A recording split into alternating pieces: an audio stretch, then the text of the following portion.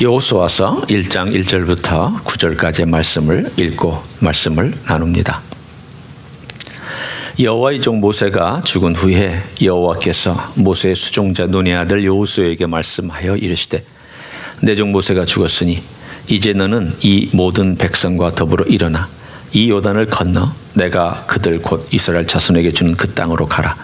내가 모세에게 말한 바와 같이 너희 발바닥으로 밟는 곳은 모두 내가 너에게 주었노니 곧 광야와 이 레바논에서부터 큰 강 곧 유브라데 강까지 해쪽석의 온 땅과 또 해 지는 쪽 대해까지 너희 영토가 되리라. 네 평생에 너를 능히 대적할 자가 없으리니 내가 모세와 함께 있었던 것 같이 너와 함께 있을 것임이니라. 내가 너를 떠나지 아니하며 버리지 아니하리니 강하고 담대하라. 너는 내가 그들의 조상에게 맹세하여 그들에게 주리라 한 땅을 이 백성에게 차지하게 하리라. 오직 강하고 극히 담대하여 나의 종 모세가 네게 명령한 그 율법을 다치게 행하고 우로나 좌로나 치우치지 말라. 그리하면 어디로 가든지 형통하리니 이 율법책을 내 입에서 떠나지 말게 하며 주야로 그것을 묵상하여 그 안에 기록된 대로 다 지켜 행하라. 그리하면 내 길이 평탄하게 될 것이며 내가 형통하리라. 내가 네게 명령한 것이 아니냐. 강하고 담대하라. 두려워하지 말며 놀라지 말라. 네가 어디로 가든지 네 하나님 여호와가 너와 함께 하느니라 하시니라. 아멘. 성경에 하나님께서 주신 명령을 보면 보통 앞에 파트가 나오고 명령이 따라 나옵니다. 어떨 때는 명령만 나올 때도 있지만 그러나 그 앞에 많은 설명들이나 이야기가 이 앞에 파트를 충분히 주고 뒷파트가 나오게 되어 있습니다. 앞에 파트는 하나님 파트고 뒤에 있는 파트는 인간, 우리들의 파트입니다. 제가 지난 설교 시간에 앞에 나와 있는 명제가 있고 뒤에 나오는 명령이 있다고 그런 표현을 썼습니다. 명제란 기준이 되는 겁니다. 명제가 딱 서야 이 명제를 기반으로 그 다음 단계를 나아갈 수가 있습니다. 우리는 그걸 명제라고 얘기합니다. 진리죠. 따라서 하나님께서 행하셨던 일, 혹은 하나님이 어떤 분이냐라고 하는 이 명제가 서야 그 다음 행동과 반응이 따라 나오고 그래서 그것이 든든하게 설 수 있습니다. 이게 뒤바뀌면 굉장히 혼란스러운 것이 되고 우리가 흔히 얘기하는 창세기 3장의 사탄이 가져오는 혼란스러움은 이걸 뒤바꿔버리거나 앞을 무시해버리는 그런 상황 때문에 생긴 것입니다. 잘 들어보십시오. 여러분이 잘 알고 있는 그런 내용들이죠. 내가 너희를 사랑한 것 같이 너희도 서로 사랑하라. 여기서 내가 너희를 사랑했다. 예수님께서 그 제자들을 사랑하신다 혹은 하셨다라고 하는 것은 아주 명제입니다. 이건 부인할 수 없는 명확하고 확실한 명제입니다. 그럼 우리가 어떻게 사랑해야 되느냐? 그렇게 한 것 같이 우리가 사랑을 해야 한다라고 하는 명령에 대한 우리의 순종과 반응이 따라 나오게 되어 있습니다. 하나님께서 너희를 용서해 주신 것 같이 너희도 서로 용서해라. 하나님께서 우리를 용서해 주셨다라고 하는 것은 분명합니다. 진리요 명제입니다. 이건 누가 아니라고 얘기를 해도 하나님께서 그렇다라고 얘기한 거기 때문에 바꿀 수가 없습니다. 우리가 서로 용서하고 먼저 용서하는 이것은 일어날 수도 있고 일어나지 않을 수도 있습니다. 그 명령을 따라서 순종하면 일어나는 것이고 불순종하면 일어나지 않는 것입니다. 압도무효가 되는 겁니다. 그게 진리가 아니라는 뜻이 아니라 진리가 나하고는 상관이 없이 된다는 뜻입니다. 내가 너와 함께한다. 명제입니다. 그러려면 이 명제가 내게 효력이 있으려면 거기에 따른 반응도 나와야 합니다. 오늘 여호수아서 1장은 바로 그 두 가지를 우리들에게 큰 그림으로 보여줍니다. 여호수아서 전체가 사실은 이 두 가지입니다. 하나님 파트, 우리 파트. 하나님이 하시는 일, 우리가 할 일, 하나님께서 해주시고 앞으로 해주실 일, 우리가 그에 대한 반응으로 하여야 할 일, 이것이 여호수아 1장의 그림입니다. 그러면 먼저 하나님 파트는 뭘까? 여러 가지 성경 이야기 중에 있지만 특별히 이 여호수아서 1장에서는 세 가지를 우리들에게 큰 주제로, 이 전체 여호수아서에 계속 반복해서 나오는 큰 주제 세 가지예요. 첫째는 약속, promise. 둘째는 임재, presence. 셋째는 계획, plan. 그래서 이 3P, 하나님께서 약속을 하신 것과 그 약속을 위해서 임재하시는 것과 그 임재와 함께 계획을 주시고 이끌어 가시는 이 세 가지가 하나님께서 하나님 파트에서 우리들에게 강조하고 있는 내용입니다. 저는 이것들을 하나씩 살펴봅니다. 왜 이것이 중요한가 하면 이 파트를 알아야 순종이 쉬워집니다. 순종하지 못하는 이유 중에 하나는 앞에 있는 파트가 무시되거나 잘 알지 못하기 때문에 순종이 어렵습니다. 아이고, 순종이 왜 이렇게 힘들어요? 왜 이렇게 순종하기가 까다로워요? 왜 이렇게 순종하는 것이 좀 마음대로 잘 안 될까요? 이 앞에 파트가 안 돼서 그렇습니다. 우리는 주로 행위를 강요하고 주로 순종하냐 안 하냐, 어떻게 하면 순종을 잘하냐를 만약에 관심을 갖지만 그렇지 않습니다. 순종을 이끌어주는 이 앞에 파트가 얼마나 강하게 나에게 와 있느냐, 내가 얼마나 이걸 깨닫고 알고 있느냐, 이 부분에 대한 지식이 분명하냐, 이거에 따라서 순종은 연결되도록 되어 있습니다. 따라서 이 앞에 파트는 대단히 중요합니다. 오늘 1장은 그걸 강조하고 있습니다. 첫 번째 한번 보십시오. promise. 하나님이 어떤 약속을 하고 계시는지를 우리가 볼 필요가 있습니다. 자, 하나님의 약속이 어떻게 강조되는지 제가 읽어드립니다. 2절을 보십시오. 내 종 모세가 죽었으니 이제 너는 이 모든 백성과 더불어 일어나 이 요단을 건너 내가 그들 곧 이스라엘 자손에게 주는 어디로 가라? 그 땅으로 가라 그랬습니다.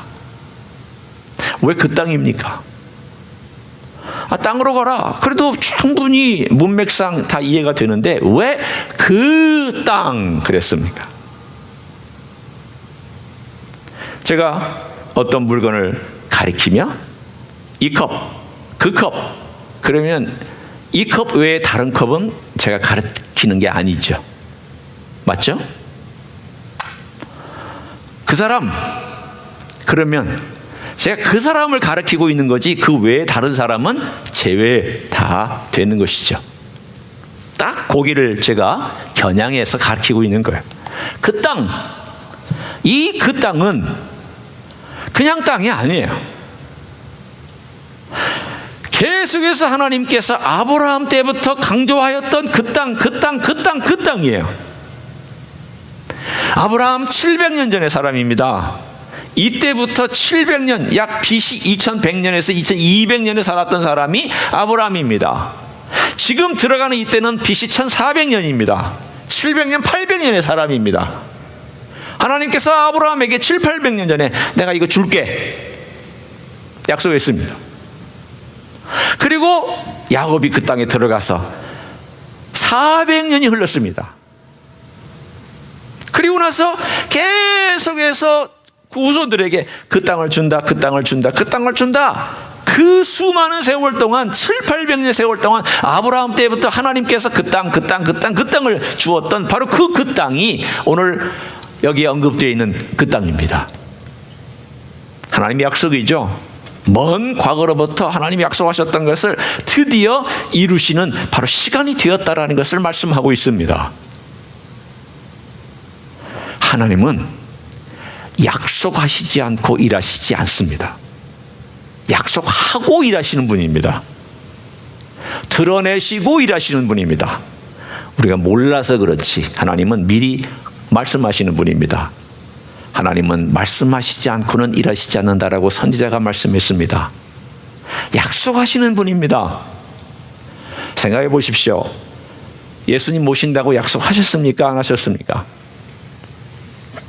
몇 년 동안 지금 약속이 계속 있었던 것입니까? 2000년. 목사님, 아브라함은 7, 8년밖에 안 되는데 벌써 2000년이 흘렀으니까 이건 너무 많이 흘러간 거 아닙니까? 아니 2000년이고 3000년이고 그게 뭐가 대수롭습니까? 하나님의 약속인데. 하나님 말씀하셨죠. 다시 오겠다. 예수님, 내가 다시 오겠다. 다시 오겠다. 지난 2000년 동안 계속 누누이 말씀을 통해서, 많은 사람의 간증을 통해서, 때로는 환상과 꿈을 통해서, 뭐 그런 것들을 통해서 하나님께서 계속 말씀해 주시고 지금까지도 역사하고 있지 않습니까? 하나님 말씀하시고 이루어 가시는 분입니다. 우리 한 개인에도 그렇고 교회도 그렇습니다. 우리에게 하나님께서 말씀을 통해서 보여주신 것도 있고, 때로는 우리가 고민하며 갈등하며 주님께 아뢰일 때에 주님께서 우리에게 드러내 주시면 상관없이 인도해가는 그 발걸음도 하나님의 약속을 따라서 이루어져 가시는 내용들입니다. 따라서 약속은 대단히 중요합니다. 하나님은 말씀하시고 이루시는 분이구나. 하나님은 선포하시고 완성하시는 분이구나. 우리는 말하고 완성하는 사람 못 됩니다. 내 말한 것이 안 이루어질 가능성이 더 많습니다. 내가 정말 손에 장을 쥐지게 나는 꼭 지킬게. 그건 꼭 못 지킵니다.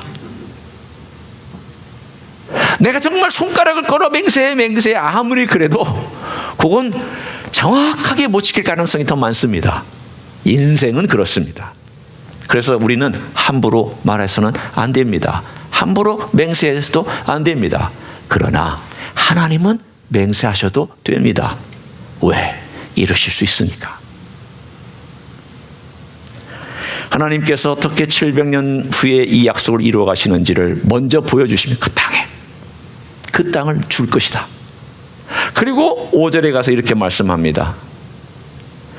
5절 뒤에 보면 내가 너를 떠나지 아니하며 버리지 아니하리니, 6절 뒤에 그들에게 주리라 한 땅을 이 백성에게 차지하게 하리라. 이것도 약속입니다. 네가 차지하게 할 것이다 라고 약속해 주신 겁니다. 얼마나 놀라워요. 아직 이루어지지도 않았어요. 아직 땅에 들어가지도 않았어요. 아직 요단강의 동쪽에 머물고 있습니다. 약속의 땅 언저리에 머물고 있는 여호수아에게 너 차지하게 될 것이다. 하나님이 약속하신 내용이 오늘 본문에 등장합니다. 두 번째는 이 약속을 따라 하나님께서 주신 것이 임재의 약속입니다. 오늘 여호수아서 1장은 다시는 어떤 의미로 다 약속이지만 제가 임의로 약속이라는 것과 임재라는 것을 좀 나눠봤습니다. 한번 보세요. 어디에 그 임재의 약속이 나오는지 5절 한번 보십시오. 내 평생에 너를 능히 대적할 자가 없으리니 내가 모세와 함께 있었던 것 같이 너와 함께 있을 것임이니라. 하나님 함께 하신다고 그랬습니다. 함께 하시면 어떤 일이 일어납니까? 5절 초반에 나오는 것처럼 내 평생에 너를 능히 대적할 자가 없다. 이게 하나님의 임재 약속의 결과예요.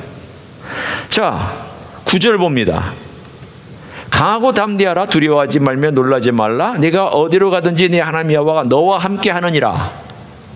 임재 약속이 또 한 번 강조되는데 이때 임재 약속이 무엇과 연결되냐면 두려워하지 아니하고 강하고 담대한 것과 연결되어 있습니다.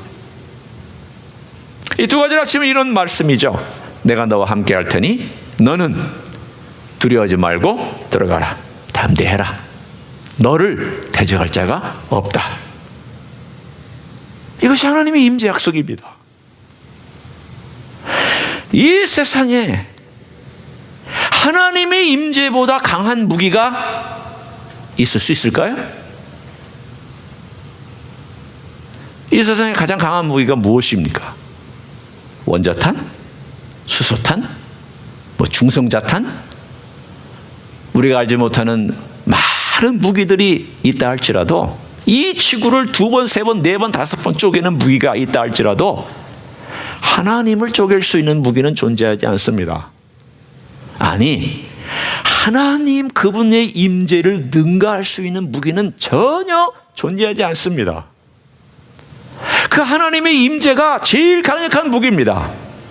내가 가는 곳마다, 네가 밟는 곳마다, 네가 서는 곳마다 내가 너와 함께 하겠다. 너를 건드리지 못한다. 왜? 내가 모든 무기들을 무력화시킬 수 있으며 너를 손대지 못하게 만들 것이기 때문이다 라고 하나님의 임재에 대해서 하나님께서 그냥 못 박아서 말씀하셨습니다. 이것보다 큰 무기가 어디 있습니까? 세상에 이것보다 큰 무기가 있다면 좀 알려주십시오. 하나님께서 우리들의 가는 곳마다 보호막을 쳐주신다. 너와 함께한다. 내가 만약에 어떤 어려움을 당하거나 해를 당한다면 내가 허락해서 일어나는 일이지 내 허락 없이는 일어나는 일이 없다. 내가 너를 지켜주고 너와 함께한다. 그러니 나의 임재를 너는 신뢰해라. 붙잡아라. 여러분과 저를 향하신 예수 그리스도의 임재도 똑같이 적용됩니다. 하나님의 약속을 따라서 살기를 원하고 보이지 않는 하나님의 약속 들었지만 보이지는 않아서 기다리고 나아가는 이 약속. 임재 보이지는 않지만 분명히 약속하셨고 말씀하시기 때문에 내 위에, 내 옆에, 내 뒤에, 내 삶에, 내 안에 역사하시는 하나님의 임재 분명히 있다. 이거 붙잡고 살아가는 것. 하나님이 주신 자산이요, 무기요. 이 세상에 무엇과도 비교할 수 없는 풍성한 것들입니다. 세 번째는 하나님께서 계획을 말씀해 주십니다.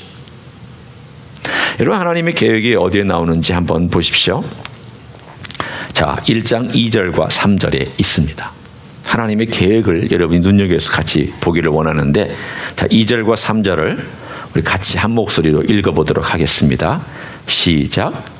내 종 모세가 죽었으니 이제 너는 이 모든 백성과 더불어 일어나 이 요단을 건너 내가 그들 곧 이스라엘 자손에게 주는 그 땅으로 가라. 내가 모세에게 말한 바와 같이 너희 발바닥으로 밟는 곳은 모두 내가 너희에게 주었노니. 여기 하나님의 플랜이 나옵니다. 무슨 플랜이냐면, 첫째, 너는 이 모든 백성과 더불어 일어나라. 첫째, 일어나라. 둘째, 요단을 건너라. 셋째, 그 땅으로 가라. 들어가라. 넷째, 3절, 너희 발바닥으로 밟는 곳은 밟아라. 네 가지가 등장합니다. 일어나라. 요단 건너라. 그 땅 들어가라. 그리고 땅을 밟아라. 하나님의 플랜입니다. 하나님의 플랜은 알겠는데 방법에 대해서는 별로 자세히 가르쳐주지 않네요. 그렇죠. 왜 가르치지 않을까요? 하나님 미리 자세하게 다 말씀하시지 않아요. 그 자리에 가야 보이고 그 자리에 가야 하나님께서 인도하세요. 지금 제일 중요한 건 뭐예요? 일어나는 거예요. 그 자리에서, 너의 편한 자리에서, 익숙한 자리에서, 늘 예수 믿는데 변화가 전혀 없는 똑같은 일만 반복하는 그 자리에서 너 변화 주기 위해서 일어나야 된다라는 말씀과 같아요. 변화를 주기 위해서 일어났는데 딱 가니까 요단강이 버티고 있어요. 홍수가 나고 난리가 났어요. 겁나죠? 어떻게 건너가? 말도 안 돼. 이성적으로 저게 건너갈 수 있는 강이라면 내가 진작에 건너갔지. 왜 하나님은 물이 없는 갈수기 때 우리를 저기 건너가지 않게 하고, 그러니까 홍수가 날 때, 난리가 날 때 꼭 건너가게 하실까요? 하나님 참 무심하시지. 지금 제가 얘기하는 게 어디선가 들은 것 같은 이야기 안 같아요? 우리가 종종 하는 말 아니에요? 하나님 왜 이렇게 힘들게 하셔요? 왜 하나님 왜 이렇게 아주 편한 길 가게 했으면 좋겠는데 왜 이렇게 고생스럽고 아주 멋진 길 가면 좋겠는데 왜 이렇게 딱딱하고 힘든 길 걸어가게 하세요? 이스라엘 백성이 그렇게 말할 수 있는 그런 환경 아니에요? 건너가라는 거예요. 일단 그 앞에까지 가라는 거예요. 가야 하나님 말씀해 주세요. 건너간 다음에 들어가라. 들어가서 적진의 한가운데에 너 텐트 쳐라. 하나님 적진인데요. 우글우글거리는데요. 적들이 왜 우글우글하는 건데 한가운데 가라니요? 이게 무슨 말씀입니까? 가라고. 갔습니다. 그럼 밟아라. 밟아야 됩니다. 가만히 기다리는 게 아니라 밟아야죠. 하나님의 플랜은 처음부터 모든 걸 다 한꺼번에 보여주지 않아요. 우리가 때로는 그 자리에 가서 계획도 세우고 기도하고 하나님 고민하고 갈등하면 성경에 나온 것처럼 우리가 계획을 세울지라도 그 발걸음을 인도하시는 이는 여호와 하나님이시라고. 막으시면 기다리고 인도하심을 따라서 돌아가다 보면 길이 보이고, 그래서 하나님께서 인도하시는 그 길을 따라서 순종하며 고민하며 하나님이 뭘 어떻게 원하실까? 하나님께서 분명히 내게 하나님 파트에서 다 하고 계시는데 내가 왜 지금은 이걸 알지 못할까? 그러면 기도하면서 기다리면서 뜻을 구하면서 겸손히 하나님 아버지 앞에 엎드려야죠. 우리 그거 안 하려고 하잖아요. 그걸 안 하려고 하니까 순종이 안 돼요. 하나님께서 약속하신 게 뭐냐? 하나님께서 임재하신다고 그랬는데 내가 그 임재를 정말 느끼고 있느냐? 하나님의 계획은 어떤 것이냐? 내가 지금 이렇게 기도를 드린 것이 하나님의 뜻에 맞느냐? 하나님 맞다면 열어주시고 아니라면 닫아주시고, 하나님 제가 하나님의 뜻을 구합니다. 우리는 끝까지 하나님 아버지 앞에 붙잡고 매달리면서 그 길을 두드리면서 가야 되는데 한 2번 똑똑 두드리다가 대답이 없으면 그냥 가. 조금 많이 두드린 사람은 3번 두드리다가 대답이 없으면 그냥 가. 대부분의 그리스도인은 두드리도 아냐. 와서 닫혀 있으면 없네, 가. 한 번 두드린 사람 없네, 가. 2번 아이고 없네, 가. 조금 많이 두드린 사람 3번 두드리고 가. 예수님께서 뭐라고 그러셨습니까? 언제까지 두드리라고요? 열어줄 때까지. 가난한 과부가 재판장한테 와서 어떻게 간청했습니까? 밤에 와가지고 계속 두드렸더니 이 재판장이 귀찮아가지고 나와서 너 뭐 하느냐고. 주님께서 그 비유를 통해서 말씀하셨어요. 봐라, 악한 제사장이라도 귀찮아서 들어줬는데 하물며 선하신 하나님께서 너의 간청하는 기도를 들어주시지 않겠느냐. 우리가 안 두드리는 거예요. 안 두드려요. 안 찾지를 않아요. 칠에 포기하거나 칠에 겁을 먹거나 칠에 그만두거나. 알아서 하나님 뭘 알아서 하나님이 해주십니까? 하나님 알아서 해주시는 분 아니에요. 신앙 오해하지 마세요.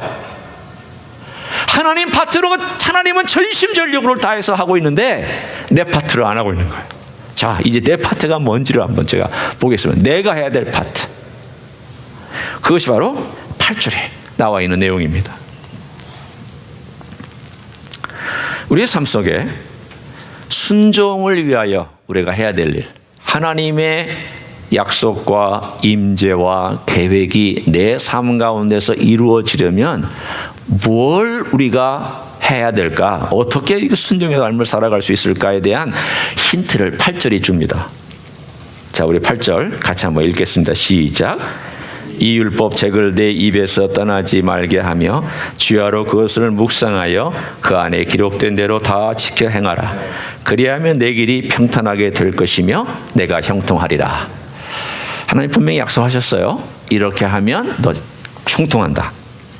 이렇게 하면 평탄하다. 분명히 말씀해 주셨어요.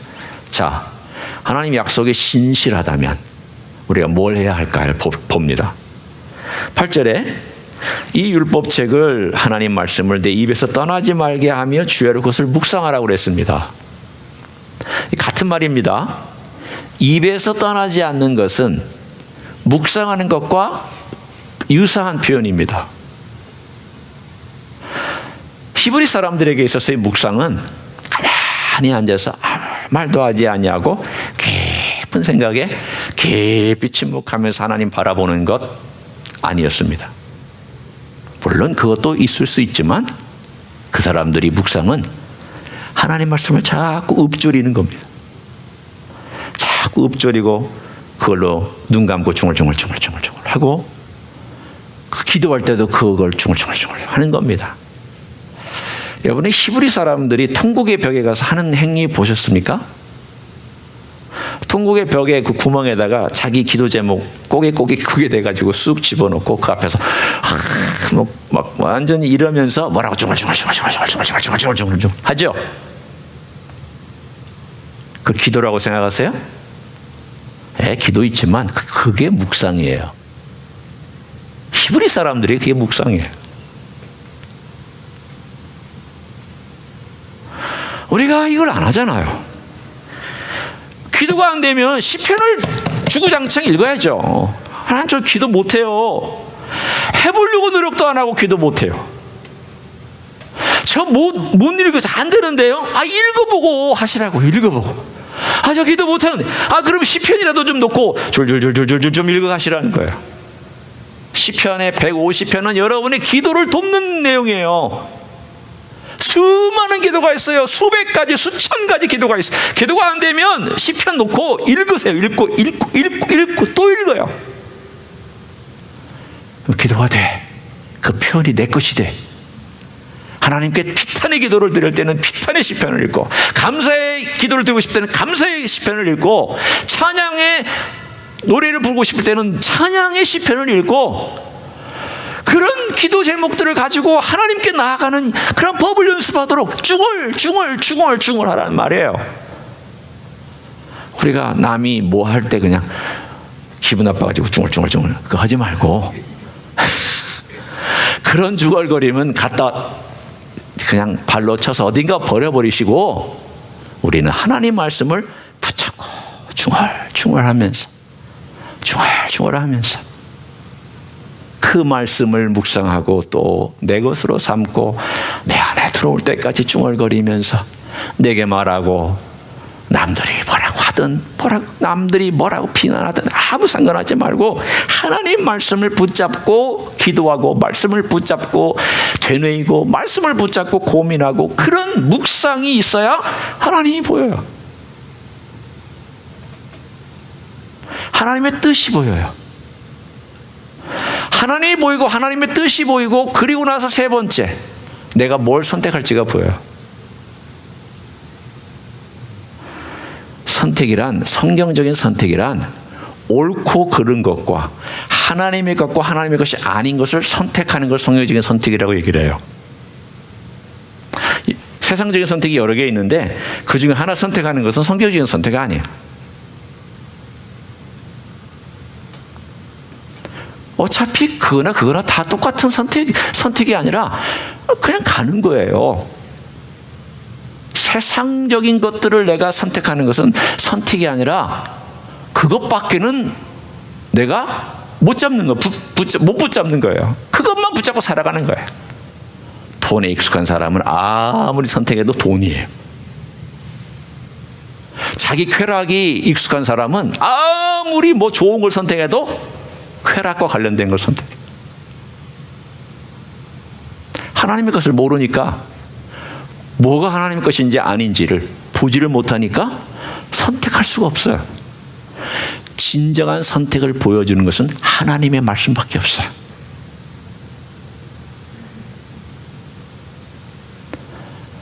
하나님 말씀해 주시는 거기까지입니다. 하나님 말씀은 우리에게 선택할 능력은 안 줘요. 오해하지 마세요. 여러분이 묵상 깊이 했다고 갑자기 막 하고 좋은 걸 선택하고 좋은 거 딱 하고 순종의 길을 걸어간다, 그렇지 못해요. 하나님 말씀은 어디까지 해주느냐면 하나님 보여줘요, 하나님 뜻 알려줘요, 선택이 뭔지를 얘기해줘요. 그 다음 이것을 내 것으로 만드는 건 누가 도와주시냐면 성령님께서 도와주시는 거예요. 물론 성령님 처음부터 함께 하세요. 하나님 보여주시는 이 말씀 가운데 성령께서 역사하시고, 하나님의 뜻을 알려주시는데 성령께서 과정 속에서 알려주시고, 또 선택이 무엇이 귀한 선택이고 좋은 선택이고 하나님이 원하시는 선택인지까지도 말씀해 주세요. 그리고 그 선택을 따라 순종하는 것도 누가 해주시냐면 성령께서 해주세요. 그런데 제일 강력하게 역사해 주시는, 우리가 제일 도움이 많이 필요한 때가 뭐냐면 이 마지막 네 번째예요. 순종으로 걸어갈 때 성령이 도와주셔야 내가 순종할 수 있어요. 이걸 부탁하셔야 돼. 알으셔야 돼요. 내가 스스로 순종할 수 있다고요? 천만의 말씀. 우리는 순종 못합니다. 우리의 본성은 순종 안 하고 살도록 태어났습니다. 여러분이나 저나 태어나기를 순종 못하거나 안 하게 태어났습니다. 자식 보세요. 키울 때 예스가 빠른지 노가 빠른지 잘 모르겠습니다. 다른 자녀들은 제가 모르지만 적어도 제가 키우 경험으로 볼 때 예스보다 노가 더 빨라요. 우리 인생 하나님 앞에 그래요. 누가 도와주셔야 되느냐? 성령께서 그 말씀을 들여다보고 있는 나를 도와주시고 감동 주시고 그 선택을 따라 살 수 있도록 도와주셔야 되는데, 그게 바로 이 8절의 두 번째 내용이에요. 자, 보십시오. 이 율법책을 내 입에서 떠나지 말게 하며 주의 것을 묵상하여, 이게 첫 번째 묵상의 내용이고, 두 번째 그 안에 기록된 대로 다 지켜 행하라. 거기에 분명한 목표를 주셨어요. 다. 거기다 동그라미 좀 치세요. 펜 있으신 분에다가 좀 몇 번 동그라미를 굵게 치세요. 다 지켜 행하라. 우리의 목표는 무엇일까요? 다입니다. 다. all. 예, all. 지키고 싶은 것만 지켜라. 이랬으면 참 좋겠는데 그게 아니고, 네가 잘할 수 있는 것만 지켜라. 그것도 아니에요. 적당히 지키고 적당히 순종하고 살면 된다. 그거 아니에요. 다 지켜라 그랬습니다. 이 목표를 둬야 우리가 평생 주님의 도움을 구하면서 다 지키려고 애쓰고 살죠. 내 목표를 확 낮춰버리면 노력 안 합니다. 그냥 이 정도 지키고 살면 되지. 이 정도 기도하고, 이 정도 헌금하고, 이 정도 교회 나가고, 이 정도 사람 섬겨주고, 이 정도 하면 되지. 뭘 그렇게 하십니까? 아니에요. 주님 그렇게 말씀하지 않았어요. 다 지켜라. 제가 늘 얘기하잖아요. 용서하고 싶은 사람만 용서하면. 다 지키는 거 아니잖아요. 그 사람은요, 꼴도 보기 싫어요. 그 사람은 얼굴도 보기 싫어요. 그 사람은 그냥 앞에 있으면 기분 나빠가지고 그냥 그 자리를 피하고 싶어요. 다 지키는 게 아니죠. 다 지키는 건 뭐예요? 내가 꼴 보기 싫어도, 미워도, 나를 어렵게 해도 내가 친절을 베풀고 먼저 인사할 줄 알고 먼저 사랑할 줄 알고 그거를 실천할 줄 아는 것, 그게 다 지키는 거예요. 그러니 우리가 형통케 되려면 어떻게 되는지 주님 말씀해 주셨잖아요. 골라서 지켜라가 아닙니다. 알아서 지켜라도 아닙니다. 적당히 지켜라도 아닙니다. 다 지키셔야 됩니다. 그래야 형통합니다.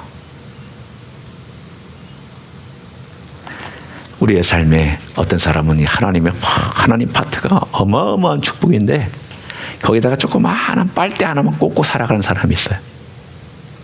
그래서 그냥 필요할 때 조금 자기가 빨아먹고 살아요. 그냥 간신히 살아가는 사람이죠. 어떤 사람은 수도 파이프로 이렇게 연결해서 살아가요. 그래서 자기도 먹고 식구도 먹고 조금 더 줘요. 어떤 사람은 이만한 파이프를 갖다가 푹 하고 받고 풍성한 은혜를 받아서 나도 먹고 식구도 먹고 이웃도 주고 주변 사람들도 줘요. 여러분의 삶이 이 풍성한 하나님 파트에 뭘 꽂고 사세요? 빨대 하나, 그것도 갈대로 된 빨대, 언제 상할지도 모르고 언제 휴질지도 모르는 빨대 하나 겨우 꽂고 간당간당 살아가는 사람, 그런 사람이 있고, 그러니까 형통케 됐다가 말았다, 됐다 말았다, 됐다 말았다, 됐다 말았다. 그래도 어느 정도는 그래도 스톱 파이프처럼 이 정도 되는 파이프를 꼽아서 어느 정도는 형통한 쪽도 많은데 그래도 온전하지는 못해서 늘 엎치락뒤치락이 있는 삶이 있고 풍성한 삶을 살아가는 형통케 되는 삶이 있고. 여러분, 주님은 이 땅 위에서 우리가 형통케 되는 삶을 살아가기를 원하십니다. 그런 삶을 살아가셔야 되지 않겠습니까? 저는 우리 주임제이스 교회가 우리 모두가 그런 삶을 저로부터 시작해서 우리 모든 한 분 한 분이 다 그렇게 살아가기를 소원합니다. 하나님 파트하십시오. 그분의 위대한 약속과 그분의 광대한 그러나 섬세한 임재와 그분의 인도하시는 발걸음의 플랜 우리가 안다면 그분 앞에서 말씀 들여다보고 묵상하고 되뇌이고 다 순종하려고 애쓰는 그 사람을 통하여 주님은 이 땅 위에서 형통케 되어질 뿐만이 아니라 다가오는 주님의 나라에서 또 형통케 되어지는 축복이 임할 줄로 믿습니다. 그런 삶을 살아가시기를 예수님의 이름으로 간절히 축원합니다. 기도하시겠습니다.